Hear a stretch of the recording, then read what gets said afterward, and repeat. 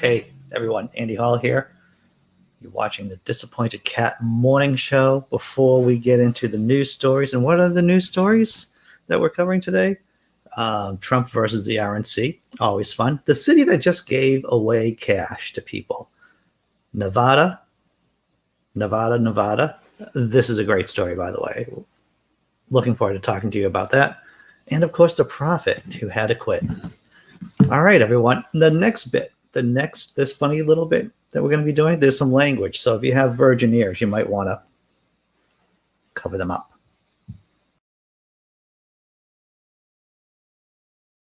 Bro, really freaky, roleplay, BDSM, all kinds of crazy shit. Bro, that's some wild stuff. You ever do anything like that? I've done some crazy stuff, but I don't know if you really want to hear about that. I'm pretty open, man, let me know. Okay, alright, bro. One time, me and this girl, we fell in love. Bro, what the fuck? Bro, you want to hear this? Yo, how did that go down? We built trust and loyalty. Bro, that's some super kinky shit. And sometimes we would practice healthy confrontation by using I feel this way when used statements. Yo, that's nasty. Because when you love someone, you make it work. Was all this consensual? No, bro, love just happens. You gotta use like lube for this or something? Bro, there's no lube for this. Is there like a safe word? There was never a safe word. Was it painful? Extremely. Then why do it? She made me a better person, bro. Wow. It was exhilarating and beautiful. We revealed our inner selves, our shadows. What happened? We grew apart, people change. But that's me, I'm a freak, So what, you trying to smoke still? Nah. What, you into some harder stuff? Well, actually, I'm, completely sober. Bro, what the fuck? Completely sober. That's a terrifying thought. That's just me, everyone. Good morning, Jess M. Brainbug. How you doing, Brainbug? It's good to see you. Tobin Templeman, let me try to figure out what's going on with because the email address should be in the About section on the YouTube channel, and that's how people have gotten in contact with me in the past. But maybe something's different. I don't know. Let me try to wrap my mind around this. And if nothing else, I'll figure it out by the time the Jenga show comes on at 3 p.m. Scott Duke, Samuel, 19K MSW. Good to see everyone. Simply Secular Dave, of course. Robert X listening. Julie Wine and Reason. I like wine. I like reason. I like those two things. I hope everyone's doing well. I had an epiphany today. I had an epiphany yesterday. And this has to do about the question of the morning. And this isn't really as much of a question as just maybe a confession on my part, is that I'm really been focusing washing my hands as of late. Now, you may say to yourself, well, Andy, of course you've been focused on washing your hands because it's the pandemic and you should be washing your hands anyway on the regular. Yeah, however, but I've been really focusing on washing my hands since I've had these two conversations, and I think I might have touched on this at some point, that one of my buddy's friends had bacterial meningitis, and another one of my associates, her associate had viral meningitis. And if you don't know what that is, it's really, really bad. Viral meningitis, bacterial meningitis, it causes swelling of the brain, really exceptionally bad. And when my buddy asked the doctor, well, how did this person get bacterial meningitis? And they're like, well, bacteria is just out in the environment. It's just out there. And so I had these two stories back to back, and like, wow, maybe I have now officially been scared straight about washing my hands a lot. Not a lot, but a lot more than what I was doing before. I don't know if anyone else has had this phenomena occur, that you hear horrible stories, or maybe it is because of the pandemic. Maybe it is because of the pandemic, and you just suddenly say to yourself, I think I'm just going to wash my hands more. So that's my confession to you this Wednesday morning. Yeah, Brainbug. There's stories. There are stories there. And if you know anyone who's had meningitis or know anything about the malady, it can cause permanent damage, personality changes. It's scary, actually. It's scary. And so, I've been washing my hands more. I think it's a healthy reaction to hearing these stories. Oh, Samuel, you know what? Oh, that's good. My Apple Watch makes me wash my hands. I like that idea. I do have an old Apple Watch that I typically don't wear, but I might just start wearing it just to be prompted to wash my freaking hands. Well, maybe I can put that on my phone, right? Maybe I can put some kind of reminder on my phone. Andy Hall, wash your hands. Scott Duke, yes, wash hands a lot. Any reason is good. It's one of those things like, just do it. It's a virtue. And let me tell you something. One of the horrors of doing stand-up comedy is actually sharing, being in the men's room with these 20-something-year-old dudes and realizing that hand washing, not really popular at all. Oh, Jess M. Yeah, yikes, right? I thought that was a funny intro too, Scott Duke. I like this guy's material. I share his videos, and he's pretty funny dude. So that's my statement, I guess. Not really a question about my fixation on washing hands over the last few days, and I'm hoping, and I am going to set a reminder on my phone to keep me washing, to make sure I keep washing my hands throughout the day. All right. So what are we talking about today? What's the first? Oh no, we're not even doing news stories. We're doing funny memes, funny pictures. I don't know if I've shared this with you all before. Oh, you're right about that. Imaginary God, glad to see you. And cleanliness is next to godliness. Is that actually in the Bible, or is that just something people say? Because there's a lot of things that people ascribe to the Bible that aren't actually in the Bible. So is cleanliness next to godliness? I think that it sounds like it's more of a saying and not something that's actually in the Bible. Because at no point was Jesus really into personal hygiene. At least that's what I saw from what I recall. And in fact, I was talking with John Hamill from the Free Thought Prophet, on Twitter. We were discussing it. And in fact, Jesus at one point said, you shouldn't be washing your hands. He was talking to the Pharisees. And it's like, there is something, there is an anti-hand washing statement from Jesus. Jesus didn't need to wash his hands, did he? If he was God and man at the same time, did he ever really need to wash his hands? It's just something people say. That's what I thought, Scott Duke. That's what struck me as too. All right, let's do a couple of jokes. I thought this was funny. I thought I'd share it with you. By continuing this site, you agree to share your cookies. Sure, whatever. And then the cookie monster. Oh yeah, all the cookies. All the cookies are pretty cool.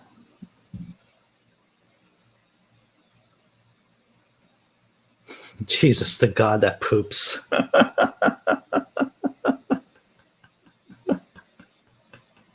Scott, dude. Yes, exactly. I do not endorse obsessive compulsive disorder. However, perhaps washing my hands more is more of an adaptive trait, evolutionarily speaking, at least for keeping my sorry butt alive.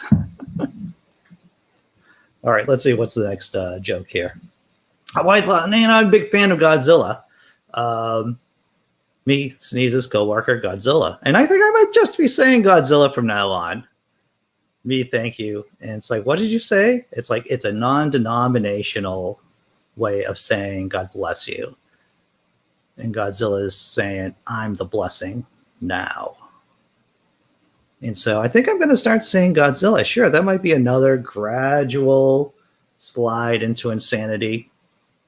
But saying Godzilla after someone sneezes, I think that is beautiful. And the last funny thing, the last bit before we get into the serious news of the day. So you like crafting?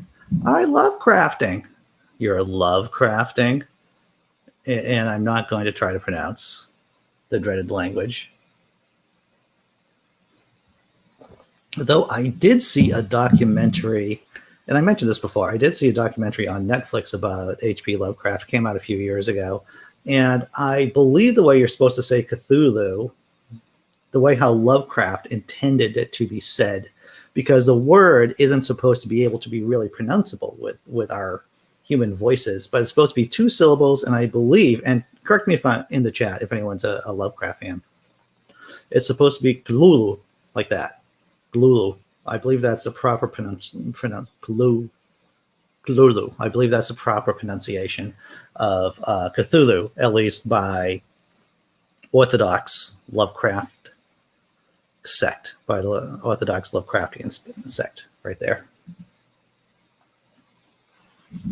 All right.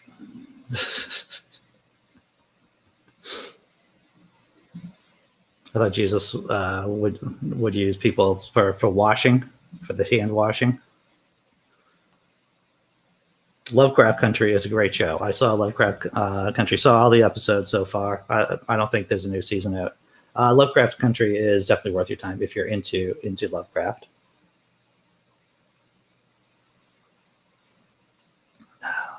All right. So let's. What's the first story? I'm glad you asked, everyone.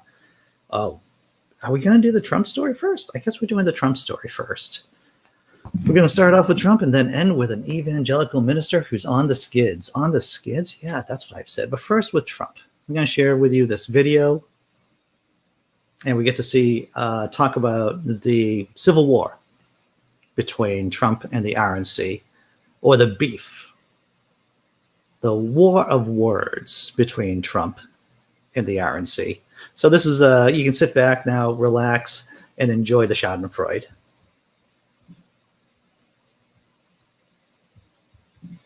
I'll do that, and then I'll do this. And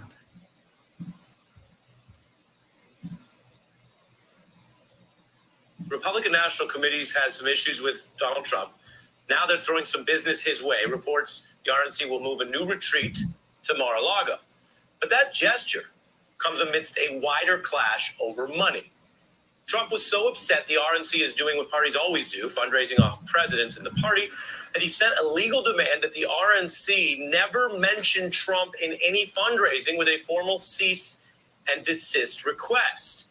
Trump is basically going 3-6 Mafia on his own party, telling them, keep my name out your mouth.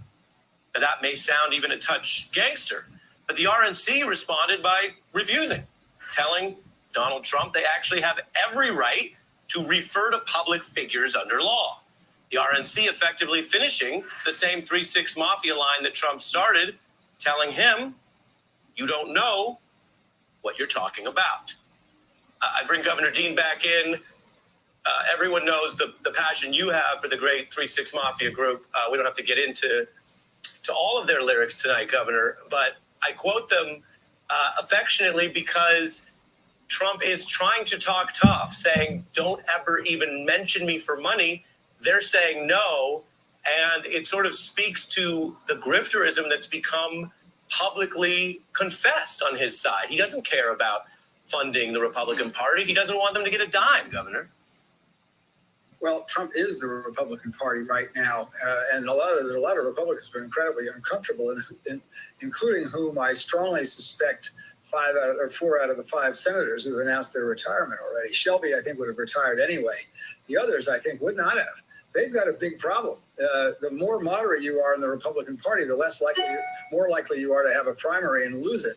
I can't wait to see what's going to happen in Ohio, which is a conservative-leaning state, but not a right-wing crackpot state. They're going to have a tremendous primary, and it's going to be incredibly bloody, and I think we've got a shot at picking up the Senate seat in Ohio. Trump only cares about himself. And one of the things the GOP has now discovered is he does not care about them, and they do not know what to do about it. Thank you. Thank you. Thank you. Thank you very much. Thank you. Thank all of you out there. Thank you as always. Thanks to you at home. All right, so that was the story. The RNC, of course. So if you know anything about Donald J. Trump, you know that he loves branding. He has very little skills financially, running casinos into bankruptcy. But what he really loves doing is branding things with his name. And you can see how he would not want the RNC to use his name without paying him for it? Yeah, I could see that this is just another way that Trump is trying to shake people down for cash, because he needs cash. He's being sued left and right. He has lawyer fees. He has creditors knocking on his door. So this is probably just a ploy of Trump playing tough and trying to shake the RNC down for money. I don't think it takes a genius to figure that out. I always liked Howard Dean. So did I. Right-wing crackpot state. Full of Neanderthals, right? Brain bug. And the conservatives always do love talking about the Civil War. It's funny. It's funny because later on in this show, the last story we're going to be talking, or the second to last story we're going to be talking about, is about Nevada and how the Democratic Socialists have taken over the DNC for that state. And it's interesting to compare what happens when the quote unquote radical wings of the party take over the state apparatus, right? So let's say that the Republicans get really nutty and their, QAnon Trumpist tendencies, they take over the entire state apparatus, let's say in Ohio, and they run their radical right-wing candidates. They have a far greater chance of losing in the general election because they're really unpopular. Those ideas that they are spreading are not really popular with the general population. However, and I'm going to say this, when the quote unquote radical wing of the left of the Democratic Party, which is just progressives, really, when they are taking over the state apparatus, I think they will do far better in the general election because progressive policies are popular. They are popular policies. When you look at what people want from their government, they're like, yeah, I want less expensive healthcare. I want to have better worker benefits. I want a clean environment. Those are progressive values. So it's going to be interesting. We're going to touch back on this in a couple of minutes about how the Bernie Sanders wing of the party is now in control in Nevada. Right-wing crackpot state. Oh, hey, we're going to talking about progressive values. What happens when you just give people money? What happens when you just, with no strings attached? What happens when universal basic income becomes a thing?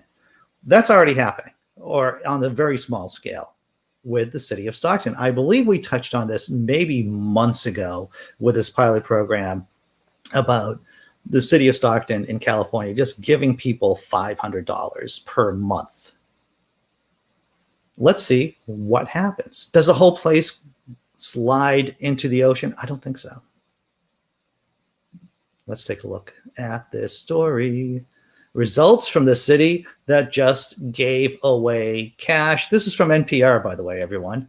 This is from NPR. Links are in the description. Yes, I put the links in the description today. And so I usually do. I don't think I did it yesterday. But what happens when a city just gives residents money? In 2012, when Michael Tubbs was a city council member in Stockton, California, the city was going through a tough time. It was dealing with the fallout from the financial crisis. It was working its way through bankruptcy. It was also regularly featured in Forbes magazine as one of America's most miserable cities. Not good. He's now a mayor. Tubbs says he came to the mayor's office ready to enact some transformative change in Stockton. I decided that we would call into question the very structure that produces poverty in the first place, he told NPR in an interview in 2020. Gosh, I wonder, what is the structure that produces poverty in the first place? Could it be capitalism? Could it be American-style capitalism? Could that be the thing that causes poverty in the first place? I think it is. Let's go back to the story. In 2019, he founded the Stockton Economic Empowerment Distribution, or SEED, funded by philanthropic donations. SEED gave 125 individuals $500 a month for 2 years. The individuals were randomly selected from neighborhoods with a median income at or below $46,000.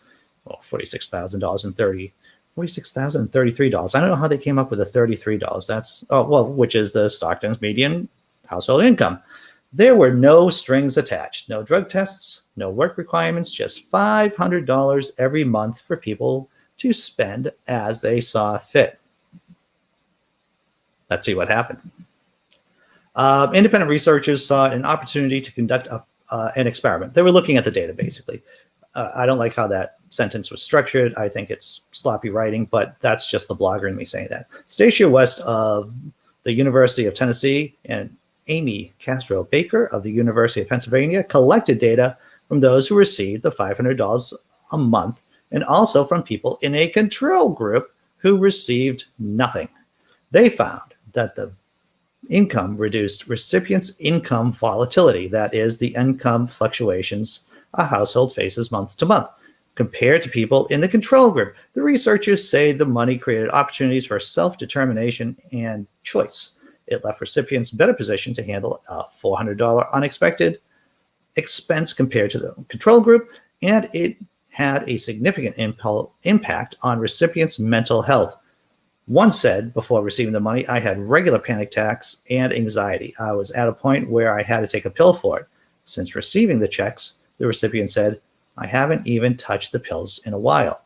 I used to carry them on me all the time. It's almost as if American-style capitalism creates mental illness. I know this comes as a shock to everyone, that somehow being poor here in the States would actually, with hardly any social safety net, would actually create, yes, a causal relationship with mental illness. Let's continue. The Stockton study found that families who received the money were most likely to spend it on essential items like food, home goods, utilities, and gas. As for the effect on job seeking, the study found that after 1 year, the percentage of recipients who had full-time employment grew. It grew. Wow, that was a weird pitch in my voice. It grew from 28% to 40%. That was more than twice the rate for the control group, which rose only by 5%. Baker says it comes down to risk. So this is some Freakonomics stuff coming on here, right? It seems anti-intuitive that people who got free money would actually be getting better jobs, right? But this is interesting. Baker says it comes down to risk. The idea of being able to make a risky decision that might not pay off, for example, interviewing for another job, is often inconceivable for people in poverty. But sometimes people need to take risks in order to succeed. Baker said that in the seed experiment, $500 a month allowed them to do exactly that. People were able to apply for jobs they knew they were eligible for, but just literally could not take a shift off of work to do so. It turns out that if you have money in your pocket, you're more likely to take a risk, and that allows you to make more money. Yes. The researchers noted that financial scarcity leads to time scarcity. It just feels like, if you've been poor, and I think we talked about this yesterday, about if you have 2 or 3 jobs, you're always hustling between those jobs. And it creates, it dampens your cognitive ability to cope and to plan. Researchers noted that financial scarcity leads to time scarcity. When you live in constant scarcity, your entire day is taken up with battling poverty and trying to make ends meet. You literally don't have the capacity or the time to even breathe or reset and think about what a different goal might be, said Baker. The money offset that pressure. One recipient described being able to finally take time off to study and complete his real estate licensure and even pursue an associate degree. I have more time and net worth to study to achieve my goals. It's the rat race, right? When you are constantly trying to just do hand to mouth, minute to minute kind of survival, and especially if you have kids. So you have to pay for their needs, put foods on the table for them, a roof over your head, and having kids. It means the difference between having a 1-bedroom apartment or even a studio apartment to having many different rooms. I've known people, and probably you have too in the chat. You've known people whose parents have had to sleep on the couch. They've only had like a 1-bedroom apartment. A friend of mine did this. She had to sleep on the couch while her kids slept in the bedroom. And that's just because she didn't have the money to get a 2-bedroom apartment.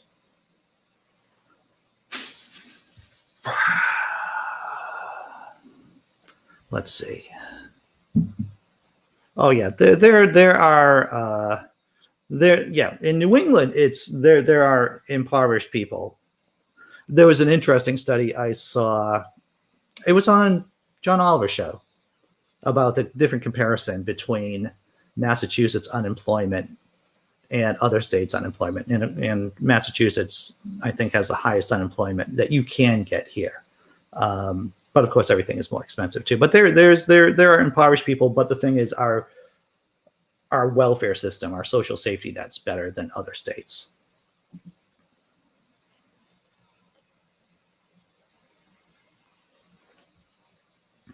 Oh, there you go. It is scarcity and poverty is the goal to make people run after money and work. That's right. Well, the thing is, right, when you're it is a part of the system. It's not a glitch, because if you're always concerned, if you're always in panic mode of survival, that means you cannot think about what's happening in terms of the government, in terms of the city government, in terms of your state government, in terms of the federal government. And when you do think about it, you don't have the cognitive capacity to think critically. When you're always under pressure, then you can't think well. And so you're more likely to fall victim to QAnon conspiracies.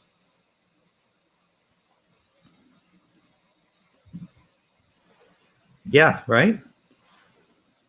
Robert X.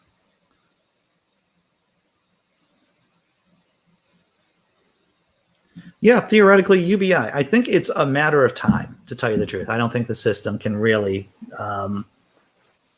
survive without universal basic income. I know that this is a completely different. It isn't a different story, but UBI seems to be slowly being rolled out, and it may take years and years for it to officially come out, or it may not.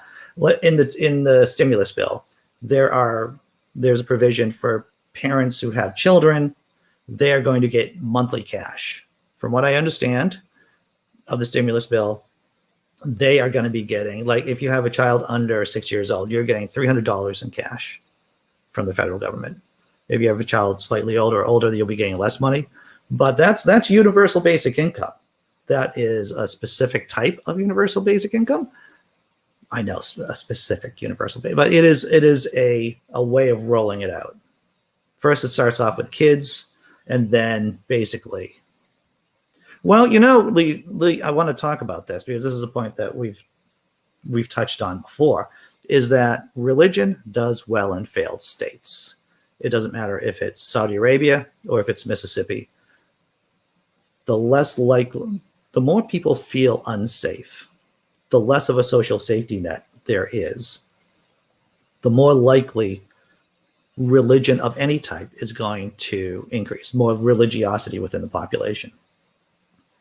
So religion, it just happens to do really well when everyone's feeling miserable.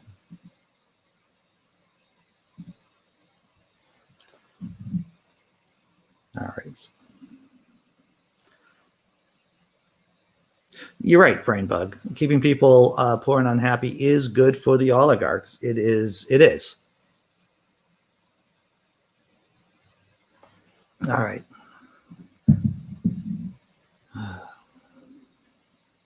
Let's go with, I think that's, and this is a really, yeah, if you are scared and pressured, you obey. Yeah, more than likely. So yeah, good news coming out of Stockton, right? And the thing is, they're still continuing gathering the data, and I think it's going to be another year or two before the final results come up from the study. So these are preliminary results, but they look very positive. And like I said, link to the NPR story below there in the description. What do we got next? We got, let's see. Oh, halftime show. Is this halftime? Christ, this hour goes really fast. Halftime show. A time to relax, catch our breaths, and get ready for the other half. So halftime. Let's see what's let's see what's funny.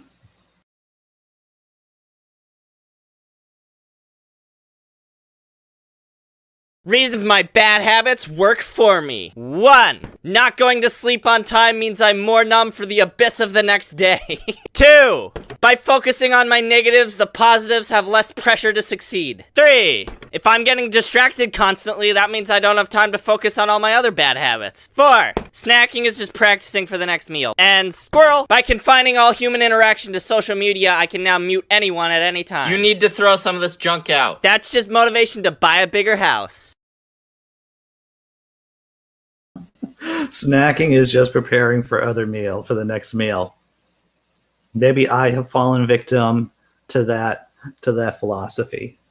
I thought that was magic. The financial sector does seem to own our political system. Imaginary God. I have to go and get my taxes done. And I have to go get them done from my tax preparer since I don't trust myself doing my own taxes. And I know that's a con.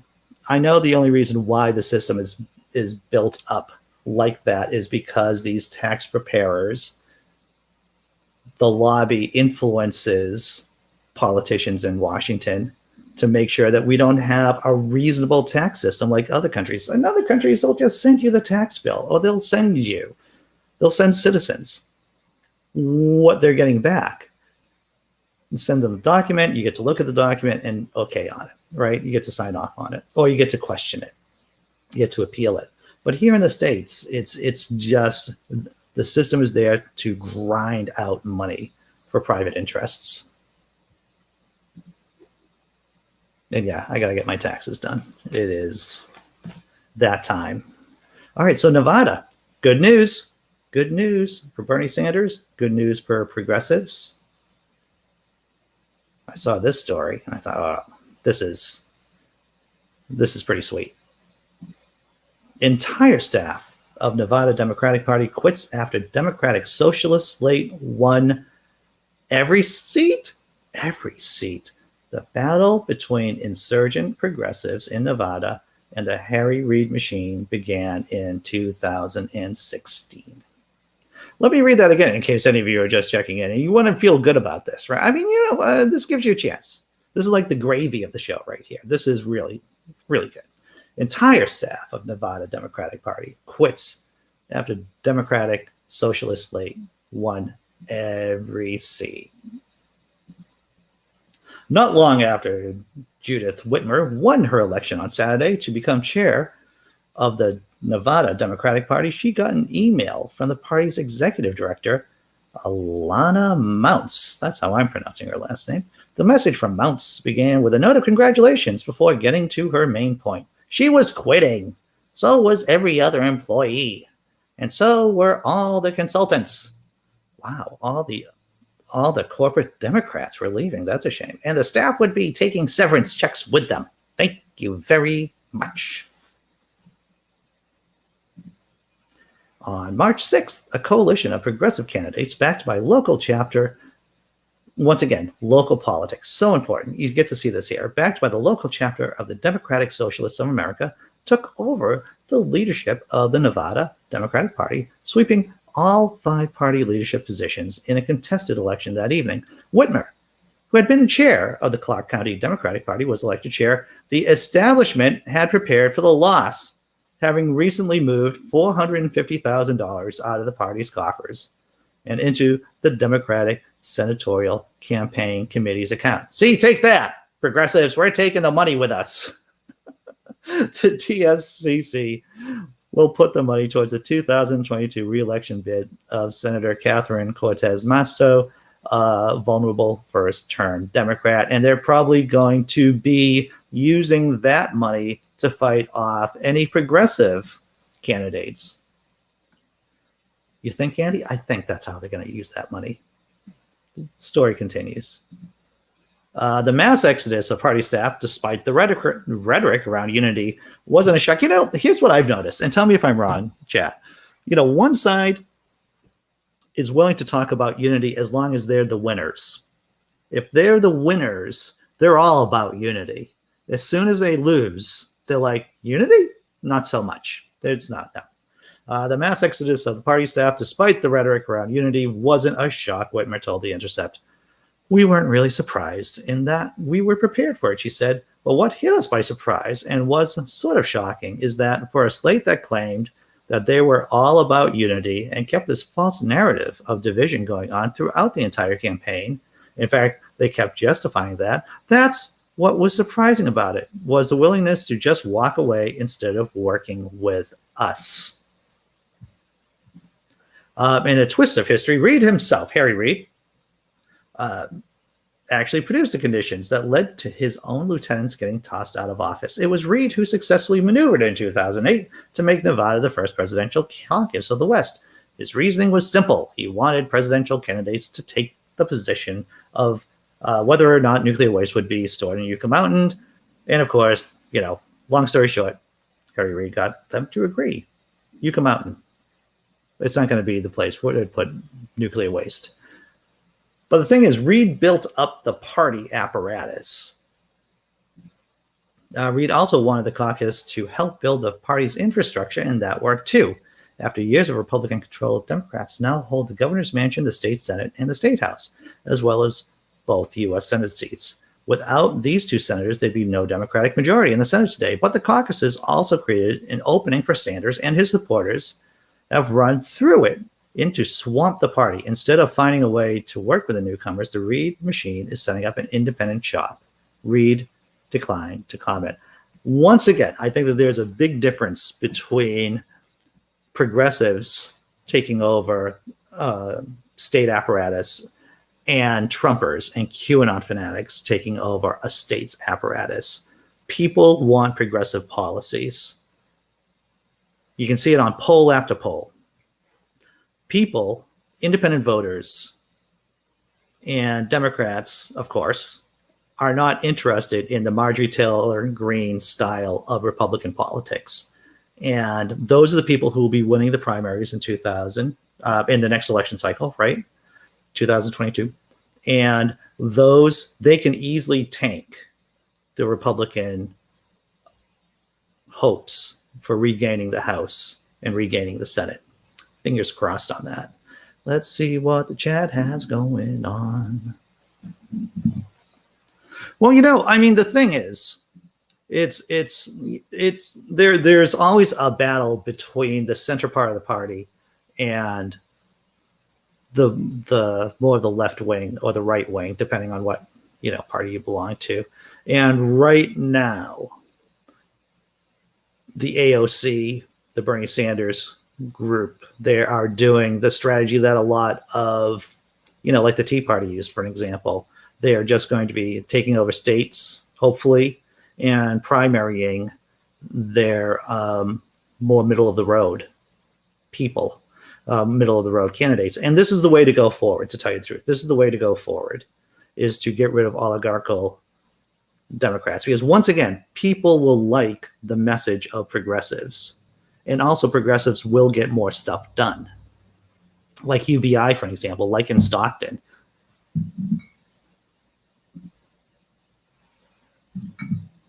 Yeah, what happens with there is such an incentive to just have two parties in the United States of America. And this is something that a lot of Europeans, Australians, people who are in a parliamentary system it's difficult to get your mind around. There is such an incentive to have only two parties here in the United States of America that it's more than likely that there is something like what happened with the Republicans, that a wing of the party would just devour the other part. So the Trumpers, for example, they would just devour the Republican Party as against to forming a third party. That's not really a winning strategy here. It's only happened a few times in the United States history that a third party, like the Republicans, for example, broke off from the Whigs, formed their own coalition, and then won. Typically, it is one wing of the party absorbing, consuming the other part of the party.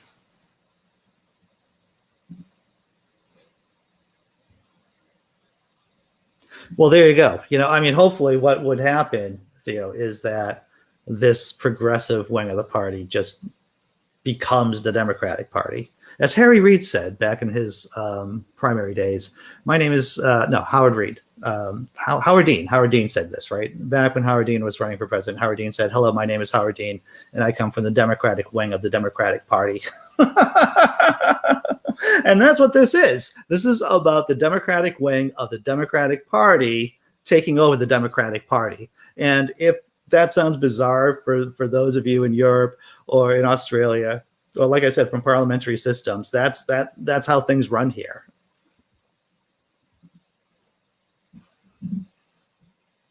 Well, this has been what I've been saying for a while, Digital Bookworm, is that anyone who's been watching this space or knows that I've been saying that progressives have to take pages out of the playbook of the Tea Party and just try to take over. And that's what a lot of, like I said, AOC, her crowd, they're thinking about, they are working on primarying oligarchical middle of the road conservatives, as well they should. And that's the way to go forward. That's the way to get progressive policies enacted in this country. And doing it on the state level too. Let's see. Oh, Robert X. I have stories, Robert X. They're not my stories. I've never got run in foul, but there are other people I know. Yeah.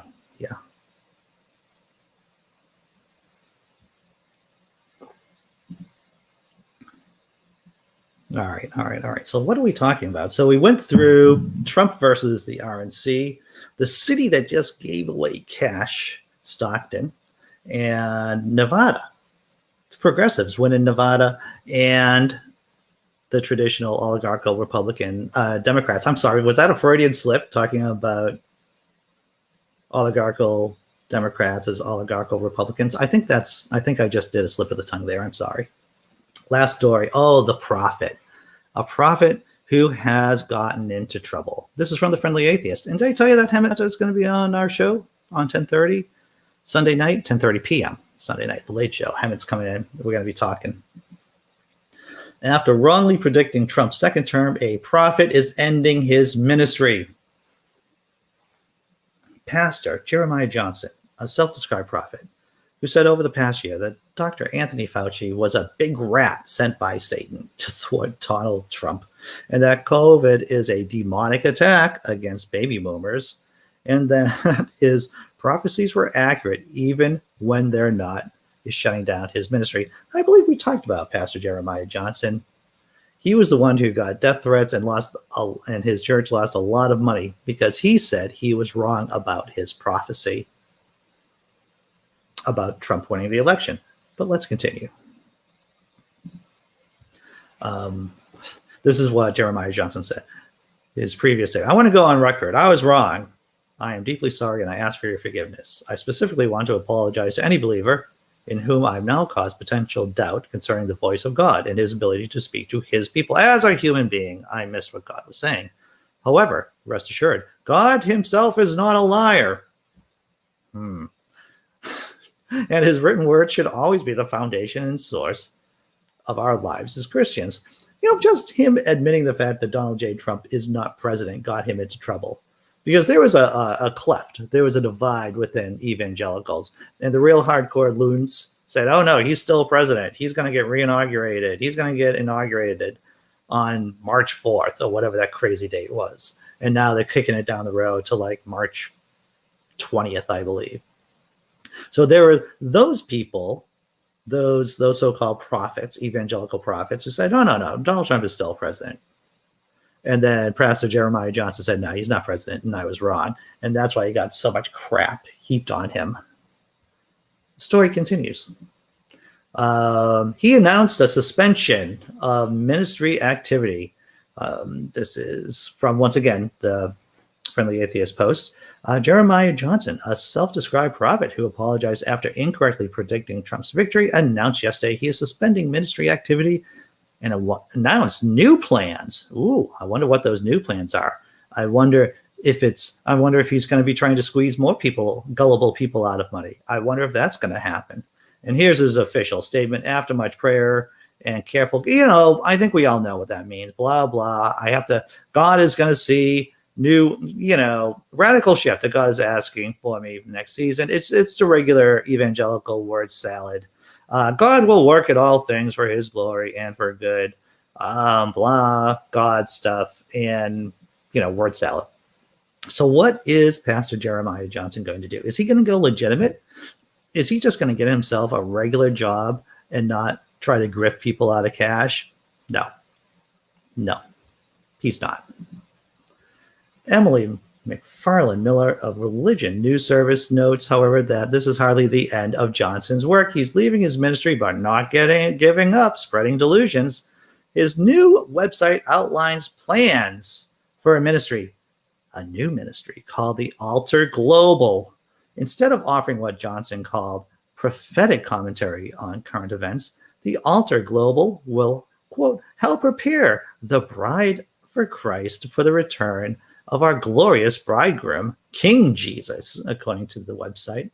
That includes a 1-year intensive program called the Altar School of Ministry, based in Concord, North Carolina, where Johnson and others will train students, quote, on a lifestyle of an end-time messenger and return of the Lord. That's my Charlton Heston voice. I hope you all liked it. It also includes local and national conferences, monthly Zoom calls with supporters, and books and other resources for cash money. This is not a free service he's providing. So that's it. He admitted he was wrong. He got screwed by his friends, by his evangelical base. He's closing up shop with his old ministry, but don't worry. There's a whole new ministry coming up that you can give him money to.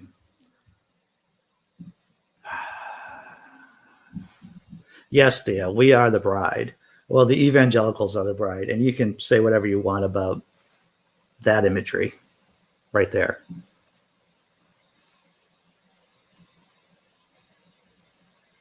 Well, you would think that I would write that as a Poe, right, Dr. Mordecai? But no, it's strange.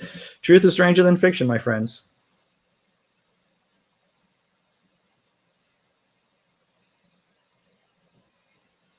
I should probably talk about him and coming on the show, coming on the 10:30 show. Oh, I've been dropping breadcrumbs. I've been telling people.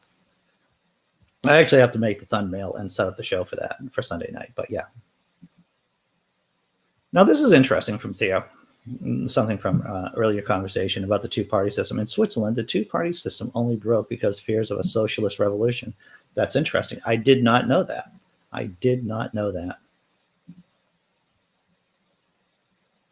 So he's just switching scams. That's right, Digital Bookworm.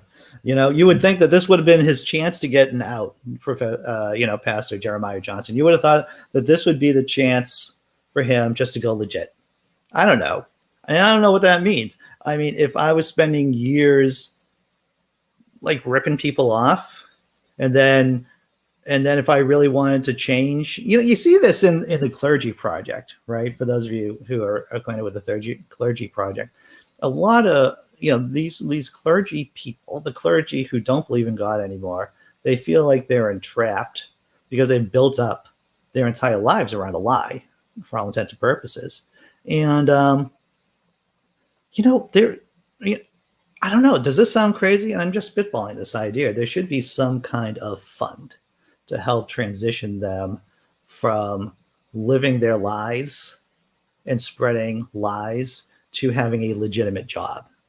And I don't know what that would look like, but I think that would be an effective tool of counterinsurgency, right? Because this is what you want to do. You want to take people from the group that you're trying to reach out and change hearts and minds, turn them and to spread your message. So if we could get these people who are still evangelical ministers but don't believe anymore and help them transition out of the faith so that they can start talking about their experiences, I think that would help break the back of evangelical fundamentalism here in the United States of America. But it costs money. It costs money. Everything costs money. All right. Wow. So what did we go over today? Trump versus the RNC, the city that just gave away cash. And you know what?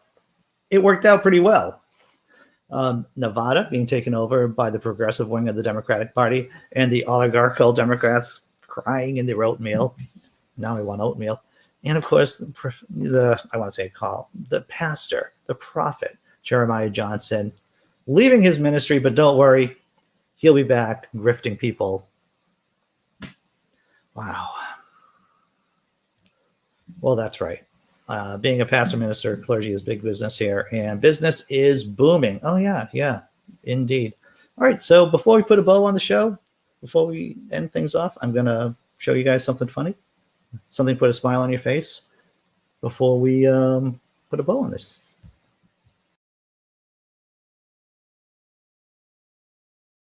Good evening, everybody. I want you to meet my puppy. His name is Timmy. He is a very specific breed of puppy. I believe it is called cat. We're gonna get that kind of puppy too. We're gonna get that kind of puppy. We're gonna be getting a cat. That's what our plan is. The girlfriend and I. So yeah, everyone, thanks for showing up. Thanks for hitting the like button. Thanks for supporting the show. By being here. If you become a patron, that's great. If you become a member of the YouTube channel, that's great too. I thank you for whatever you can do to help out this poor, godless liberal here in Massachusetts. But yeah, I had a fun time today as always. I hope you all had a fun time too. It looked very disappointed. Well, digital bookworm. I think that's a great way to end the show, right? So 3:00 today. What am I doing? I'm doing Jenga. And I've been talking with Jason Folks from Dragons and Genesis. We are going to be doing an Easter type of show. Did you know that our Lord is being resurrected soon? We're going to be celebrating that holiday, April 4th, I believe. And so Jason Folks and I are sitting down, and we're going to be talking about Easter. We're going to record the show, so it won't be live. I might divide it up into 2 different shows. I don't know what's going to happen, but because of Jason's schedule, and if you know Dragons and Genesis, it's a great podcast. But he's coming on the show. I'm going to be interviewing him, and then all about Easter, about his podcast, his show, Dragons and Genesis, and so I'm going to be releasing those videos too, and then as we get closer to Easter. Thanks, Theo. I appreciate your support. Blocky and Frank's Jenga show, Jenga party at 3 p.m. Why don't I do Twister? I'm old and I have back issues. That's why. That's the easiest way. Giving to Andy's ministry. Oh, my ministry is comforting the afflicted and afflicting the comfortable. That's my ministry. That's my mission statement. That would be on my card, right? I don't like losing, Theo. I don't like losing. I'd have to get, I would have to get good at something, or I would have to feel competent. This is the reason really why I don't go to casinos, is because I've never taken the time to become good at blackjack. If I felt competent, I could play Scrabble. I can do Scrabble pretty well. I got a skill set for Scrabble. But I would really have to learn. Hey, thanks, Scott Duke. I'm glad that you like the show. All right, so that's it, everyone. I think that's a wrap. Is that a wrap? I think that's a wrap. And so, hey, I just want to let you know, I don't know if you could tell that I have my microphone's back. My microphone's back. I broke the cable. Because what happens I broke the cable basically a couple of weeks ago, and so I've had to use a different microphone. I don't know if you can tell, but I guess my epic pose to close the show will be with my trusty microphone, who's now back. So I'll be posing with this.